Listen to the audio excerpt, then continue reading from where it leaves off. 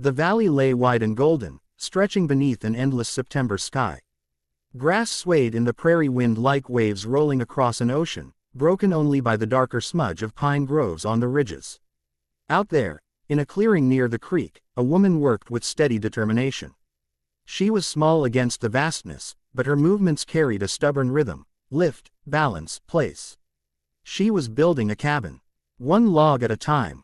Claire Bennett paused to catch her breath, pressing the back of her hand to her damp forehead.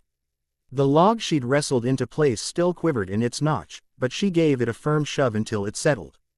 A smile flickered across her lips. It wasn't much yet, just 3 walls rising knee-high, but to Claire, it was everything. Her own roof, her own hearth, her own future. She brushed her palms on her worn skirt and straightened. Her auburn hair had slipped loose from its braid, strands catching in the sunlight like fire. She squinted toward the horizon, where the grasslands stretched without end. For a moment, she felt very small, very alone, but she couldn't afford to let that thought root. Not now. Cabins don't raise themselves, she murmured, bending for another log. What she didn't know was that a pair of eyes watched her from the shadow of a nearby ridge. James Callahan reined his sorrel gelding to a halt, narrowing his gaze. He hadn't meant to spy, but the sight had caught him off guard. A woman, out here, and working like she'd been born to the task. He was on his way back from town, where he'd delivered a wagonload of beef to the rail depot. Normally he rode the north trail home to his ranch, but something had tugged him toward the creek, toward the stand of cottonwoods where he used to picnic with his wife and little girl. His throat tightened at the thought. Anna's laughter, Lily's high giggle, both were gone now. 2 winters passed, sickness had taken them. Since then, the house on his ranch had felt more like a tomb than a home. He filled his days with cattle and fence posts, with dust and silence. Nights were worse, but now, here, in the clearing, he saw this stranger woman, slim arms straining, stubbornly stacking logs, and something in his chest shifted. She had grit, he'd give her that. But grit only went so far against prairie winters. James nudged his horse forward. Claire nearly dropped her axe when a deep voice carried across the clearing.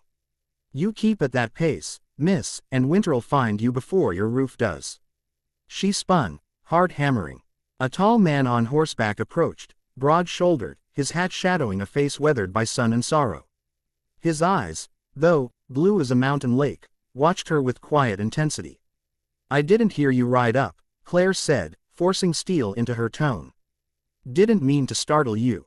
He swung down from the saddle in one fluid motion. Dust puffed beneath his boots.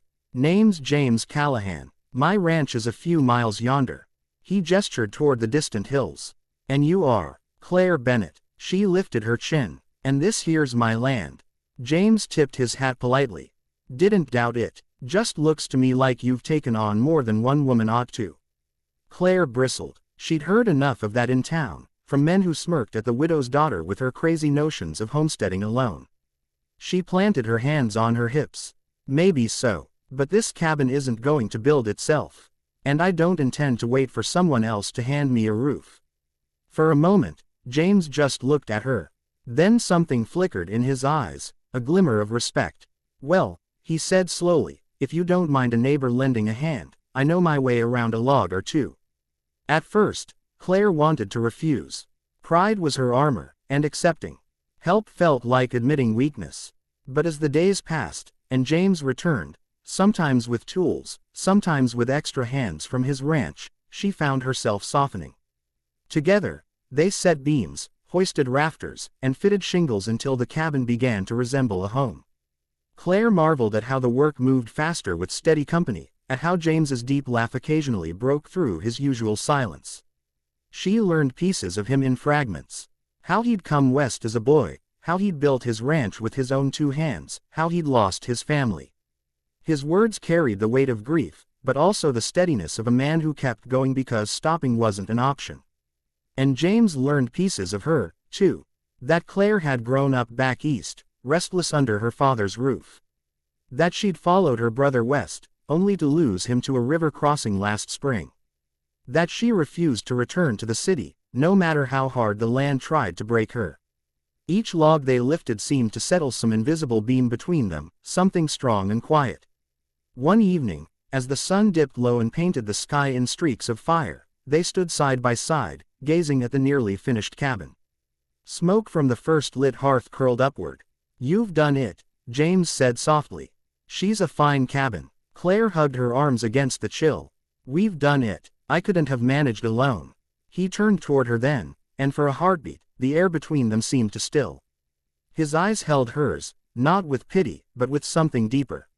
Longing. But James cleared his throat and looked away. "Well, winter'll be easier now." Claire felt an ache she didn't want to name. She'd built walls to keep herself safe, yet here was a man who seemed to slip through them with every kindness. Winter came swift and hard. Snow piled high, the wind howled across the plains. But inside the cabin, the fire glowed, and so did Claire's heart. James visited often, bringing wood, flour, or simply company. He never pushed, never asked for more than she was willing to give. Yet in the silence between their words, something grew, a quiet bond stronger than timber, steadier than stone. One night, during a blizzard that rattled the shutters, James stayed over, insisting the trail was too dangerous. Claire made stew, and they ate by the fire. Lily's carved wooden horse, which James had carried in his coat pocket since her passing, rested on the mantel. Claire touched it gently. "She must have been lovely," she whispered. James's voice broke. "She was everything." Claire laid her hand over his. "You don't have to forget to move forward." In that moment, James realized what he'd been longing for wasn't just a family, it was the chance to live again. And maybe, just maybe, this woman building her cabin log by log could be part of that. Spring thawed the land, and with it, their hearts. Flowers bloomed along the creek, and laughter began to return to James's ranch. Claire planted a garden beside her cabin, and James found excuses to check on it daily. By the time summer rolled around, neither of them pretended anymore. The valley no longer seemed so lonely. The ranch house no longer echoed with emptiness. And one evening, as the sky blushed pink and the meadowlarks sang, James asked Claire the question his heart had been carrying for months. "Claire Bennett, I've lost before. I know the ache of it. But I also know what it is to love true. And I'd like to try again, with you. Will you let me?" Tears filled her eyes. "James, you helped me build more than a cabin. You helped me build a home." "Yes." He took her hand, rough and strong, and pressed it to his chest where his heart beat steady. For the first time in years, James felt whole. And together, they faced the horizon, not as two souls surviving alone, but as a family beginning anew. Because sometimes, love is built the same way as a cabin.